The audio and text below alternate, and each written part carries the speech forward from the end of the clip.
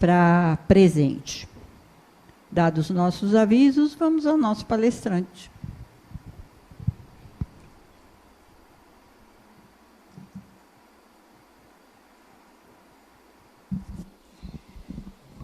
Boa tarde, pessoal. Tudo bem? Rogério, tá tudo ok o som? Beleza, né? Então, meus amigos, Zezé falando do seminário, ela me faz recordar dessas 3 obras que são, assim, bem interessantes dentro do movimento de construção do pensamento de Adenauer. Ele vai trazer o Voo do Espírito, que é um livro paradigmático, onde ele traz novas linguagens, novos conceitos. Depois o Viver como Espírito, que é um livro de capa rosa, que vai ser o seminário. E o Pragmatismo Espiritual. Essas 3 obras, é óbvio que ele tem muitas outras obras, mas essa ele começa a trazer um novo direcionamento para o olhar do espírito imortal, fazendo uma atualização da linguagem que vale a pena vocês se debruçarem. São livros muito importantes para quem tem o interesse em ter novos olhares sobre a visão do espírito imortal que somos. O tema de hoje, então, como o Zezé bem falou, é desse livro, né, que de forma sintética, o nosso querido benfeitor Emmanuel, ele traz em uma página ou 2, um resumo que poderia se dar, se nós quiséssemos, num seminário de uma manhã inteira. E ele pega uma epístola de Tiago, um versículo da epístola de Tiago, e desse versículo dessa epístola, ele consegue desdobrar um texto que, para mim, é muito importante para a minha própria experiência enquanto construção do homem novo que eu estou querendo me tornar, né, da pessoa que a gente vai a cada tempo se renovando, se reinventando e buscando as novas habilidades na construção da minha designação pessoal. Então é óbvio que é importante primeiro vocês saberem que foi tirado do Evangelho, mas das cartas. E Tiago, pelo que me consta, ele só teve uma carta. Paulo teve várias cartas, né? Mas aqui a epístola de São Tiago, que vai falar sobre, dentre outras coisas, sobre a passagem que o Emmanuel traz. Eu vou ler um trecho para que a gente contextualize. Desprezo do mundo. O irmão de condição humilde glorie-se de sua dignidade. O rico, porém, de sua insignificância, porque passará como a flor do campo. Desponta o sol com seus ardores e cresta o capim. Cai-lhe a flor, parece a louçania do seu aspecto. Da mesma forma, há de o rico definhar nos seus caminhos. E aí ele vem o versículo que Emmanuel pega, que é o versículo 12 da epístola de Tiago. Bem-aventurado o homem que suporta, aqui o Humberto Rother usa a provação, mas na tradução que Emmanuel pega, bem-aventurado o homem que suporta a tentação. É de se analisar, porque cada tradutor, às vezes, faz interpretações. Haroldo Dutra, ele não traz as cartas. Por isso que eu não peguei o Evangelho de Haroldo. Mas, normalmente, eu me baseio no Evangelho de Haroldo Dutra, porque ele traduziu e de uma forma mais consistente, contextualizando as passagens de acordo com a atualidade do pensamento espírita e por aí vai. Só que aqui no de Humberto Roden, que é um universalista e um filósofo, eu estou lendo essa versão do Novo Testamento dele, eu já li também de um Batista, já li o Espírita, estou lendo esse de universalista, ano que vem vou ler a interpretação da Bíblia Católica, para ir fazendo essas análises, né, dos escritos. Então ele fala, bem-aventurado o homem que suporta a provação. E continua, depois de comprovado, receberá a coroa da vida, que Deus prometeu aos que o amam. E ele vai continuar na epístola, nessa passagem desse versículo, com outros versículos. Ninguém quando tentado, diga que é Deus que o tenta. Pois Deus não é tentado para o mal, nem ele mesmo tenta pessoa alguma. Não, cada qual, quando tentado, é aliciado e seduzido pela própria concupiscência. A concupiscência, depois de conceber, gera o pecado. Leia-se pecado como errar o alvo, né? Armatia, se eu não me engano, armatia. Errar o alvo. Então a concupiscência, depois de conceber, gera o pecado. E o pecado, uma vez consumado, produz a morte. Não vos iludais, irmãos meus caríssimos, lá do alto do Pai das luzes, só vem coisa boa, só vem dom perfeito, nele não há mudança nem sombra de vicissitude. De livre vontade nos chamou ele à vida pela palavra da verdade, para que fôssemos como que as primícias das suas criaturas. Então, se vocês quiserem aprofundar o estudo, vai na carta de Tiago, e veja lá a continuação desse versículo em outros versículos. Mas o título é Resiste à Tentação. Primeiro, quando a gente ouve falar resiste à tentação, você viu que lá na tradução de Humberto Roder, ele falou resiste à provação. Vamos pegar o termo que Emmanuel usa, a tentação. Quando nós escutamos tentação, a gente pensa logo em condições externas que nos assediam para cairmos na tentação, cair em tentação, meu Deus, não nos deixeis cair em tentação, mas livrai-nos do mal. Obviamente que a tentação, ela não está atrelada numa visão estreita e numa visão superficial a apenas aqueles fatores externos que nos tentam. Porque se a gente for fazer uma análise mais aprofundada, normalmente a gente fala que é tentado na visão evangélica pelos demônios, na visão espírita, pelos espíritos obsessores. E no mundo, pela tentação, que são as paixões do mundo, que nos levam a sucumbir, entre aspas, àquilo que seria a concupiscência, quando o Tiago continua na sua carta. Obviamente que resistir à tentação, a maior tentação que temos que resistir é as nossas próprias inclinações, que trazemos com a construção do ser que somos, e aí haja vista que nós temos algumas inabilidades que precisamos integrar com novas habilidades, e essas tentações elas já estão no íntimo de cada um de nós.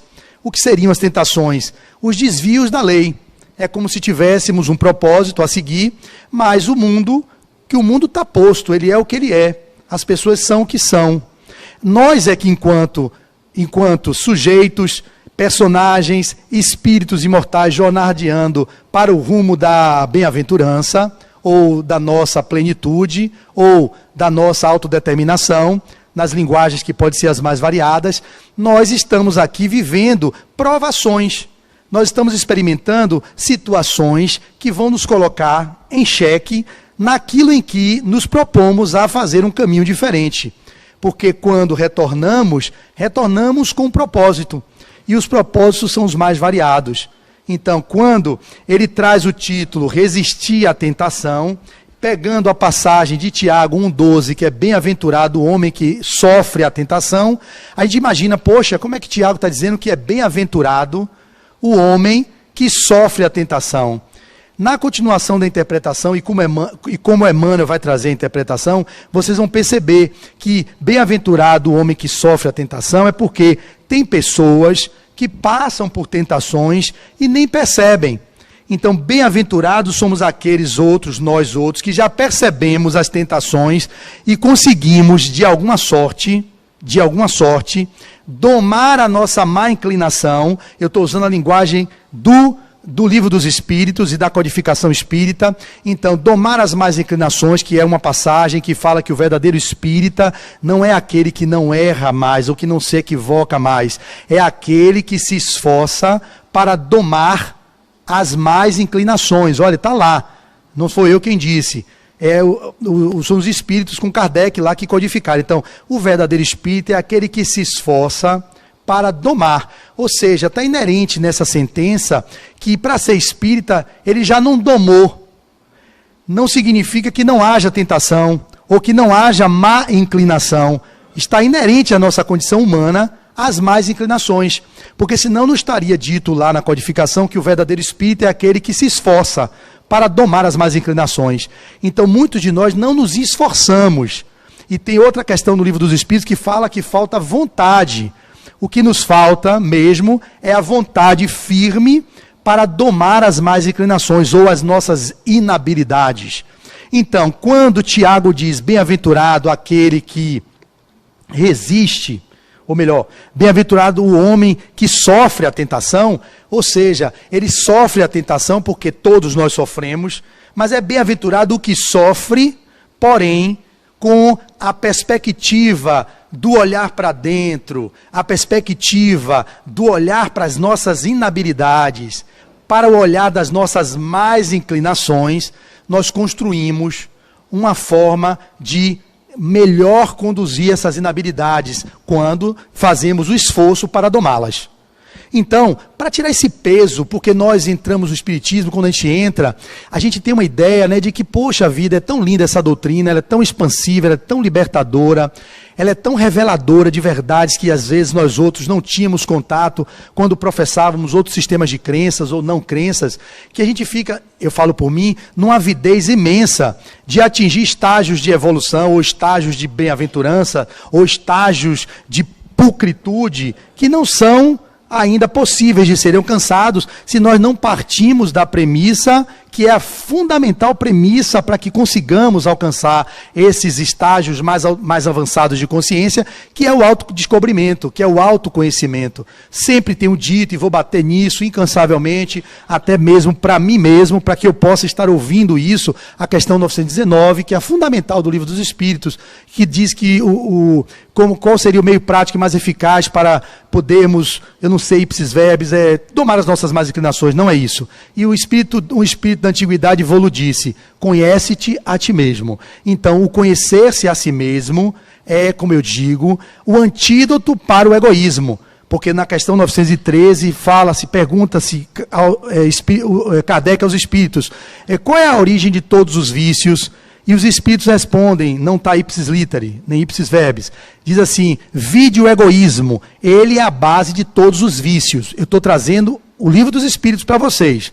Então, se a base de todos os vícios é o egoísmo, eu digo que o antídoto para o egoísmo não é o altruísmo.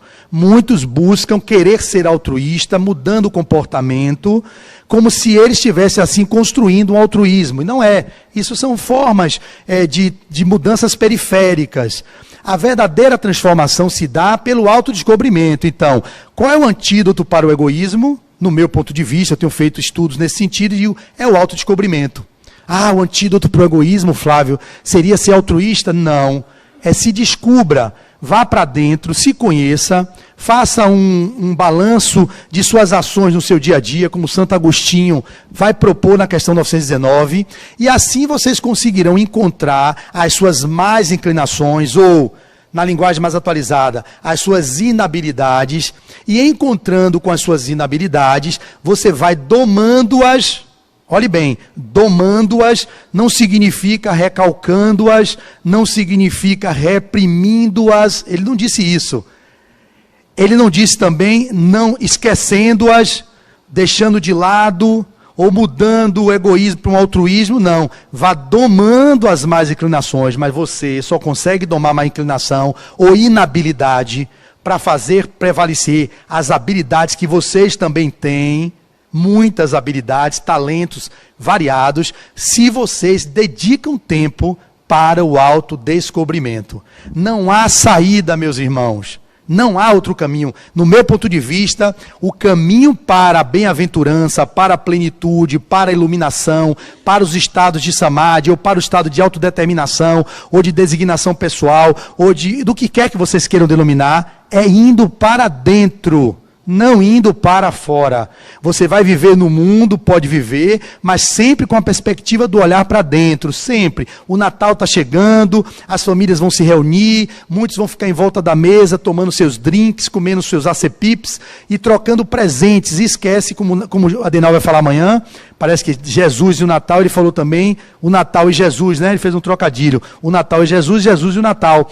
A gente esquece do aniversariante, que é esse homem que dividiu a história e que mostrou que ele podia se manifestar com indignação em alguns momentos, que ele tinha tristeza em outros, que ele tinha raiva, uma raiva proativa, para poder, uma raiva é uma energia que destrói, que desconstrói, que leva as pessoas a pensarem de forma diferente.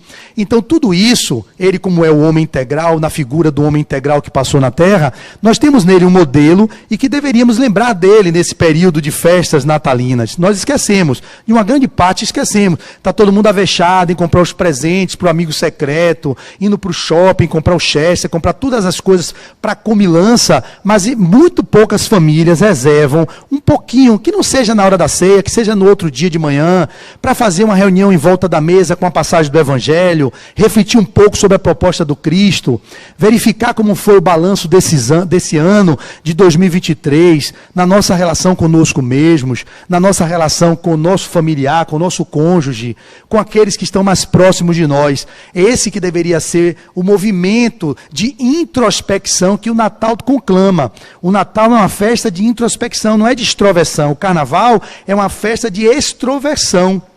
Né? Nos tipos psicológicos de Jung, temos os tipos introvertidos, os tipos extrovertidos, e a gente vai percebendo que o Natal é uma perspectiva de introverter, para que a gente consiga perceber onde estão as nossas más inclinações, as nossas inabilidades, e que ainda se mantêm tão presentes e que nos tomam de vez em quando, ou quando, não todas as vezes, naquele ato insano, quando respondemos a um desafeto, quando a gente revida no trânsito algum tipo de transtorno que é causado para a nossa condição de seres ainda muito ligados à estrutura do ego, e a gente vai se perdendo nesse caminho, e depois não entende por que sofre. Não entende por que vive os transtornos mais variados que acometem a sociedade odierna. Então a ideia é que nós outros possamos olhar para dentro de nós, aproveitar esse final de ano para refletirmos mais o que é que nós estamos fazendo nas nossas vidas. Será que a Terra é um parque de diversões? Será que é um circo? Será que é apenas uma escola? Será que é um presídio? Um sítio malsão, como está no Evangelho segundo o Espiritismo? Ou ela é tudo isso e muito mais? Como é que eu posso criar na Terra o meu paraíso? Como é que eu construo aqui, mesmo num mundo de provas e expiações, o meu universo particular, mesmo nas interlocuções com os nossos desafetos e afetos, um espaço de consciência que nos permita vivenciar um pouco mais de harmonia nesse mundo? Falta-nos isso, esse cuidado, e eu falo porque também me falta esse cuidado, de silenciar, de ouvir a voz interna, de dialogar com o Deus interno, ir para o quarto íntimo, que faz parte da nossa estrutura psíquica interna, e fazer as orações, nos conectarmos com Deus, que é o divino em nós, que é o Cristo em nós, porque vós sois deuses. Isso está lá no Evangelho. Então, se nós somos Deus em potencial, por que nós não nos conectamos com o Deus interno? Ficamos buscando os deuses de pés de barro, que estão aí fora no mundo, e eu não sou contra ir para o mundo, porque o mundo é lá no mundo, no convívio com os outros, que nós reparamos as arestas, é no convívio com o outro que nós vamos nos lapidando, é no convívio com o outro que nós vamos nos desenvolvendo. Não há desenvolvimento se não há envolvimento. É no envolvimento com o outro que eu me desenvolvo. É preciso se envolver, não pode se viver-se alheio à sociedade, como uma pessoa que recluso vive numa montanha. Isso é bom, de vez em quando, fazer esses movimentos na alma, para dar um pouco de menos distratores externos, menos distrações do mundo, porque é muito difícil conviver nesse mundo com tantas distrações e mesmo assim continuar mantendo o nosso propósito, o alinhamento com a nossa verdade, o alinhamento com aquilo que nós almejamos em construir como um homem novo que surge a cada encontro com a gente mesmo. É óbvio que uns retiros espirituais eventuais, umas caminhadas em lugares ermos, em lugares que sejam de floresta, para renovar as energias vitais, isso tudo é importante, mas a gente vai ter que voltar para o mundo. E é no retorno para o mundo que a gente vai conseguir demonstrar as novas habilidades que surgiram nesses contatos com a natureza, nesses contatos de silêncio. Mas como a gente não pode fazer isso o tempo todo, é importante que a gente tenha esse hábito na nossa própria vida de relação, na nossa vida do cotidiano, porque assim a gente vai trazendo Deus para nosso dia a dia, e quando a gente para silenciar, ele vem junto. Eu lembro de um livro de Dr. Elzio, Divina Presença, que ele vai falar sobre Deus, e aí tem algum trecho que ele fala: traga Deus, sobre meditação, traga Deus em todos os momentos. No trânsito você coloque Deus na vida, você estando com o Zezé, coloque Deus, na minha palestra coloque Deus, o Deus que está dentro, né? Sintonize com Deus, para que quando você silencie para meditar, ou você silencie para orar, ele venha junto com todo esse arcabouço de informações que você viveu durante seu dia. Bem interessante, porque junto com aqueles pensamentos da conta para pagar, do filho para levar para a escola, do pai no hospital, vendeu junto disso tudo. Vendeu junto. E aí você vai ficar com a mente turbilhonada, mas ao mesmo tempo, junto com essa mente turbilhonada, olha Deus ali junto com você. Isso é Dr. Elzio, o espírito que fez a psicodigitação é Yogi Shirin Shinan. É um espírito indiano que Dr. Elzio canalizou, ou deu comunicação, e trouxe essa obra belíssima, se vocês puderem comprar, Divina Presença. Praticamente um livro, metade do livro é nota de rodapé que ele faz, um outro livro dentro de um livro. Um livro pequeno, profundo, sintético e que vale a pena ser lido. Divina Presença de Dr. Elzio. Então, como é que Emmanuel desdobra esse resiste à tentação? Bem-aventurado o homem que sofre a tentação. Parece até, poxa, sofrer tentação é bom. Olha o que quer dizer. Enquanto o nosso barco espiritual navega nas águas da inferioridade, não podemos aguardar isenção de ásperos conflitos interiores. Nós vivemos num mundo, como eu já falei, de provas e expiações. Isso é inerente à nossa condição que estamos vivendo hoje. Então, o que é que predomina no mundo de provas e expiações? Quem fala é a codificação, o livro Evangelho segundo o Espiritismo. Predomina o quê? O mal. Não predomina o bem. O que é o mal e o que é o bem? Se formos entrar numa visão filosófica, maniqueísta do bem e do mal, nós vamos nos perder. Mas o mal a gente vai entender tudo aquilo que se afasta da lei de Deus. Ok? Vamos nessa. Então, se nós estamos nesse patamar ainda de degrau evolutivo, é preciso então que entendamos que vamos viver, como diz Emmanuel, enquanto o nosso barco espiritual navega nessas águas, ou seja, no mundo de provas e expiações, de inferioridade, não podemos aguardar isenção de ásperos conflitos interiores. Nós estamos vivendo e travando o tempo todo ásperos conflitos interiores. É o dia a dia nosso, pelo menos o meu, é travar conflitos com o homem velho, na linguagem de Paulo, né? Uma linguagem, o homem novo e o homem velho. Ou seja, a gente luta o tempo todo para se renovar. Mas o predomínio do mal, entre aspas, né? O mal, o predomínio das nossas inferioridades ainda vige nesse mundo de provas e expiações. Então o que é que eu devo fazer? É negar isso? Não. É olhar para isso e dizer, ok, eu reconheço que existe em mim uma inferioridade ou ainda uma tendência, uma predisposição a viver as paixões que são dos instintos, que estão mais próximas dos mundos inferiores do que dos mundos chamados, na escala de mundos do Evangelho, dos mundos chamados celestiais, segundo o degrau da escala evolutiva. Entender isso e fazer conexão com isso faz-nos pensar com mais tranquilidade sobre, olhe, é o que tem para hoje.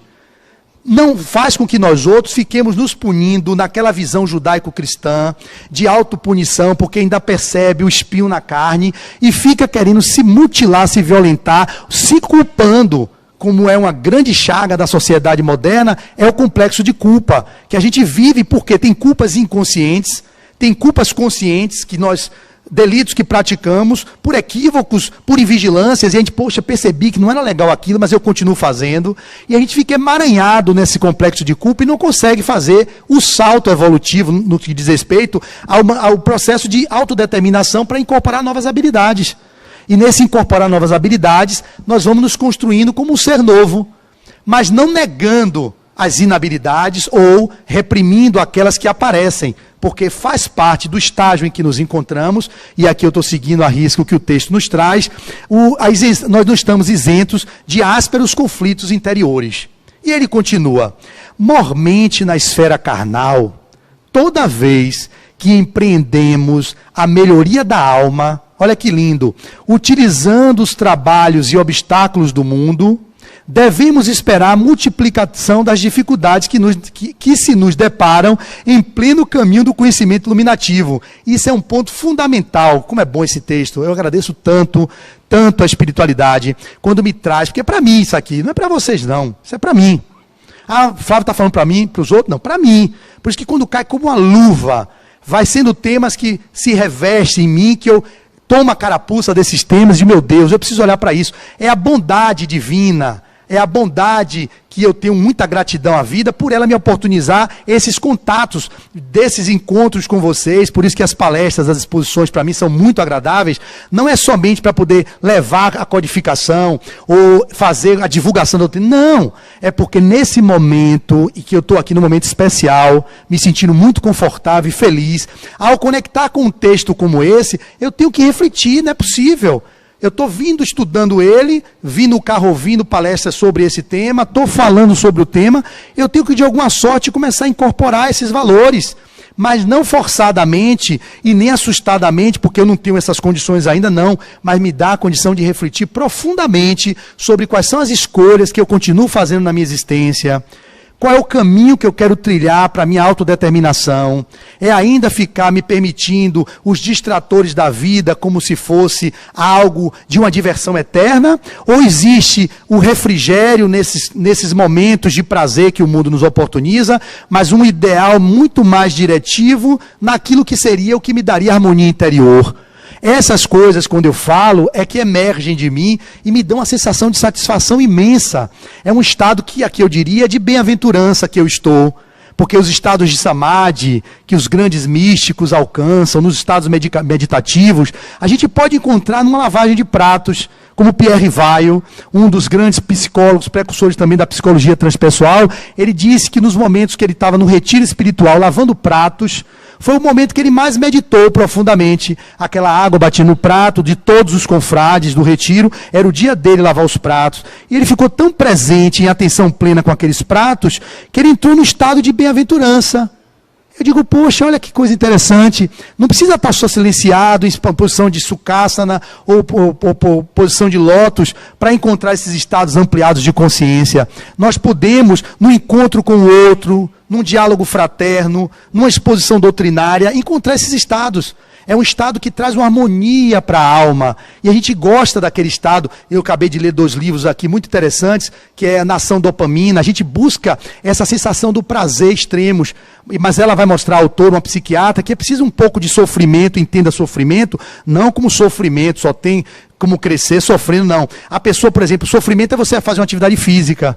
A atividade física gera um sofrimento. Você fazer uma travessia, nadar, gera um estresse no corpo. Aquele sofrimento vai gerar dopamina, vai gerar um prazer. Só que as pessoas buscam prazer em coisas fugidias. Por exemplo, ficar diante de uma televisão, vendo novela e jornal o dia inteiro. Aquilo não dá flow. Acabei de ler outro livro também, Flow, a psicologia do autodesenvolvimento e da felicidade, de um autor húngaro, que ele vai falar do flow, que é algo que você tem que ter um propósito por trás, um esforço por trás, e aquilo gera um estado de fluxo, um estado de prazer, de felicidade durante o ato que você está executando. Como você pode também, numa leitura de um livro, gerar flow.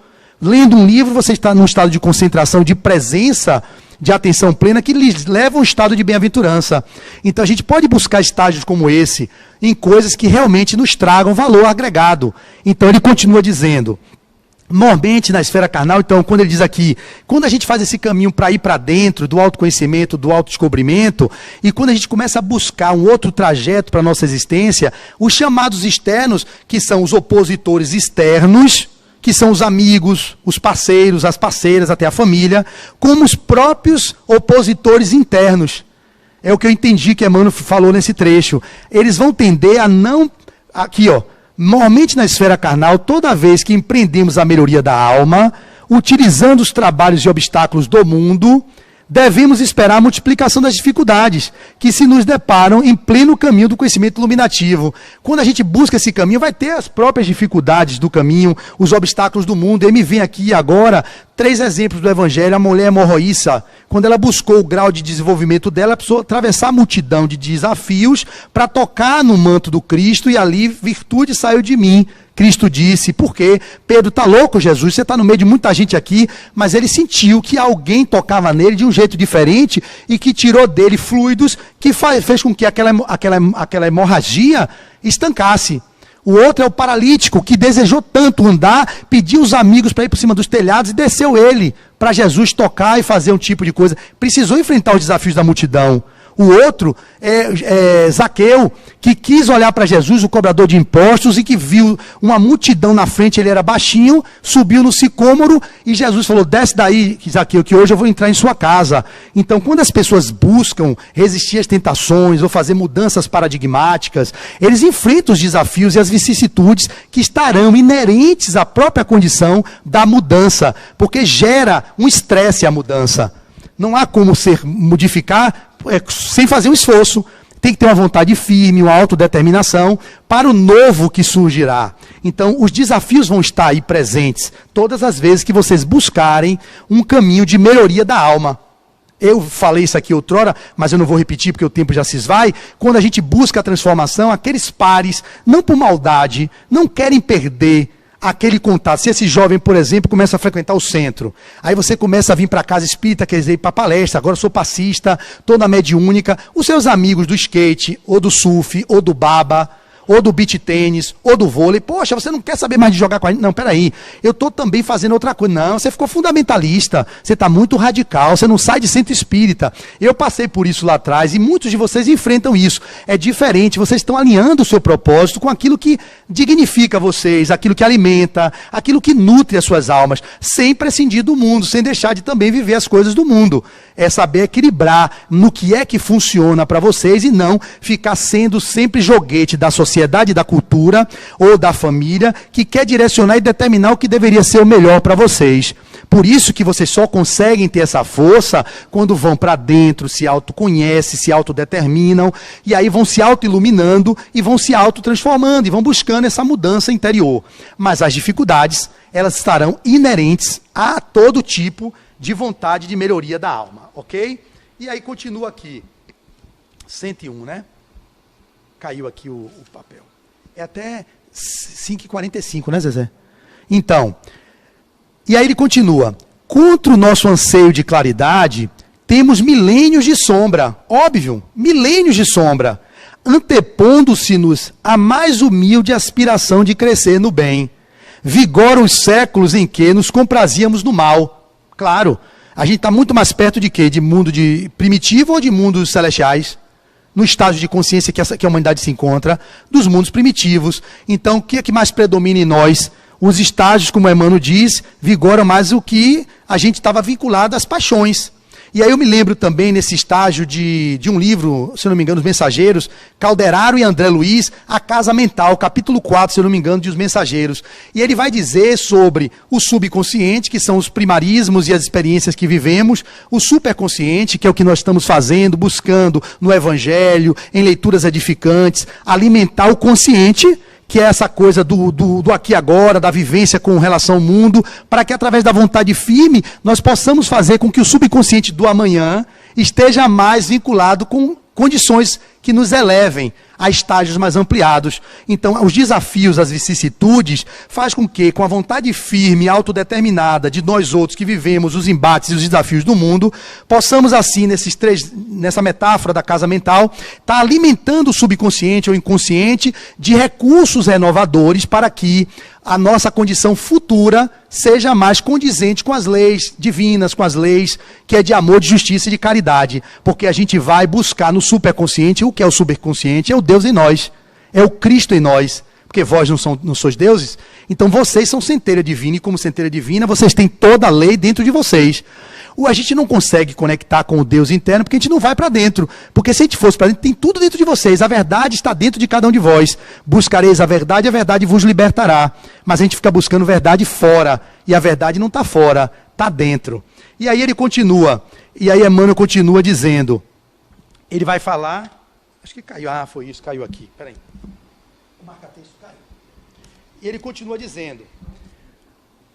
É por isto que, de permeio com as bênçãos do alto, sobram na senda dos discípulos as tentações de todos os matizes. Vai ter um monte de tentação nos tirando do propósito. Vocês já entenderam tentação, né? Por vezes, o aprendiz acredita-se preparado a vencer aos dragões. Por vezes, o aprendiz acredita-se preparado a vencer os dragões da animalidade que lhe rondam as portas. Todavia, quando menos espera, eis que as sugestões degradantes o espreitam de novo, compelindo a porfiar da batalha, ou seja, a fugir da batalha. A gente vai tendo o tempo todo os assédios das sombras internas, das sombras externas e das sombras desencarnadas e encarnadas, que é como eu dei o exemplo, chamando vocês para ficar no estado que vocês se encontram. Porque, claro, quando você se afasta daquele nível, aí vai ter forças internas que vão fazer com que você não queira se afastar. Pô, é muito mais confortável aqui é o já conhecido, aqui é o vivido. É óbvio que para um diabético que já tomou sorvete a vida inteira e comeu torta, tirar dele o prazer da torta e do sorvete é muito pior do que quem nunca acostumou as papilas gustativas com doce. Então, se você já bebeu de algumas coisas que são mais ligadas às coisas que nos alimentaram até aqui, fazer o movimento de renúncia, de abnegação, de distanciamento disso é muito mais difícil. Por isso que os desafios e as tentações estarão sempre presentes, nos trazendo para manter naquele nível que nos encontramos. Claro, portanto, que nem mesmo a sepultura, isso é lindo, nos exonera dos atritos com as trevas, cujas raízes se nos alastram na própria organização espiritual. Então, nem mesmo morto você se afasta dos atritos que você está enfrentando com as próprias trevas internas. E ele conclui, ele diz, só a morte da imperfeição em nós, que lindo isso, só a morte da imperfeição em nós nos livrar-nos-á delas. Ou seja, não há por que pensar que morrendo se livra das próprias dificuldades que estão inerentes à nossa condição. É só você fazendo a morte da imperfeição ou da inabilidade em você, que vocês conseguirão fazer um livramento delas. É o que Emmanuel diz aqui. Haja, pois, tolerância construtiva em derredor da caminhada humana, porque as insinuações malignas nos cercarão em toda parte, enquanto nos demoramos na realização parcial do bem. Somente alcançaremos libertação quando atingirmos plena luz. Então ninguém consegue se libertar por enquanto não tem um estado de autoiluminação plena. Ainda vai fazer parte da nossa trajetória as nossas dificuldades, as nossas inabilidades, as nossas más inclinações. São inerentes, só não estarão mais presentes quando atingirmos plena iluminação. Jesus, ele atingiu a plena iluminação. Entendendo a transcendência do assunto, o apóstolo proclama, bem-aventurado aquele que sofre a tentação. Impossível por agora qualquer referência ao triunfo absoluto, porque vivemos ainda muito distantes da condição angélica. Entretanto, bem-aventurados seremos se bem sofremos esse gênero de lutas, ou se enfrentamos com resignação, com estoicismo, com perseverança, se sofremos esse gênero de lutas, controlando os impulsos do sentimento menos aprimorado e aperfeiçoando pouco a pouco à custa do esforço próprio, a fim de que não nos entreguemos inermes, sem reagir, deixando tudo nos levar de joguete, de que não nos entreguemos inermes às sugestões inferiores que procuram converter-nos em vivos instrumentos do mal. E ele termina a sua mensagem assim. Então, o resistir à tentação passa, resumindo, por um movimento de mergulho para dentro, para identificar as más inclinações, as inabilidades. Não é negando e fugindo delas no mundo que vocês vão conseguir resistir às tentações ou vão conseguir o processo de transformação moral. E nesse lugar, encontrando com as inclinações que ainda habitam em cada um de nós, entendendo o estágio evolutivo que nos encontramos, dizendo, ok, ainda está em mim, mas agora eu tenho uma nova proposta de conviver com você e colocar luz na sombra, para que assim nós exerçamos a totalidade daquilo que somos, como diz Jung, e mostrando no mundo o que temos de melhor dentro daquilo que ainda o mundo possa encontrar como ressonância do que temos a entregar. Nesse sentido, eu desejo a todos vocês um final de ano repleto de paz, que vocês possam estar aqui amanhã de manhã com a Adenauer falando do Jesus e o Natal, e que os tratamentos que vierem sejam sempre recursos externos, como se fossem remédios que servem para dar uma ajuda nessa trajetória tão laboriosa que enfrentamos, mas que vocês façam a parte mais importante, que é o autocuidado, o autoencontro, que através desse caminho, certamente vocês encontrarão um mundo de paz e um mundo melhor, que começará dentro de cada um de vocês. Muito obrigado e muita paz.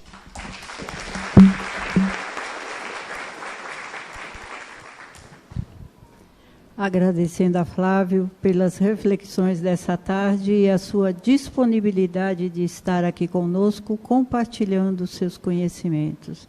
E agora eu vou pedir que vocês fiquem novamente numa posição confortável. Vamos à nossa oração final.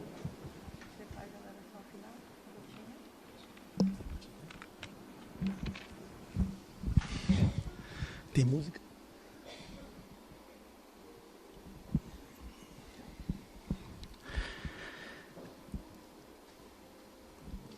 E assim, divino amigo, concluindo esse encontro doutrinário dessa tarde, noite de sexta-feira, com os corações repletos de contentamento e alegria pela oportunidade do serviço, nós nos despedimos, no caso particular meu, desse ano de palestras presenciais, com a certeza de que demos o nosso melhor e enfrentamos o bom combate. Que todos aqueles que nos ouvem possam também, entrando no movimento do auto-perdão, do auto-encontro, viver mais a plenitude daquilo que vieram exercer aqui na Terra. E é nessa certeza, Jesus, com o amparo dos benfeitores que nos assessoram no mundo invisível, que estaremos fazendo a imersão no novo ano, com os corações renovados, na certeza que dias melhores virão. Sem mais, nos despedimos com a prece exarada no Parnaso que diz assim: Pai nosso que estás nos céus, na luz dos sóis infinitos, Pai de todos os aflitos deste mundo de escarcéus, santificado, Senhor, seja o teu santo nome sublime, que em todo o universo exprime concórdia, ternura e amor. Venha a nós o teu reino de paz e claridade, de luz e de caridade na estrada da redenção. Cumpra-se o teu mandamento, Senhor, que não vacila nem erra nos céus como em toda a terra, de luta e de sofrimento. Evita-nos todo mal, dá-nos o pão no caminho, feito na luz, no carinho do pão espiritual. Perdoa-nos, meu Senhor, os débitos tenebrosos, de passados escabrosos, de iniquidades e de dores. Auxilia-nos também nos sentimentos cristãos, a amar aos nossos irmãos que vivem longe do bem. Com a proteção de Jesus, livra a nossa alma do erro, sob o mundo de desterro distante da tua luz. Que a nossa ideal igreja seja o altar da caridade, onde se faça a vontade do teu amor. Assim seja, Senhor. Glória a Deus nas alturas e paz na terra.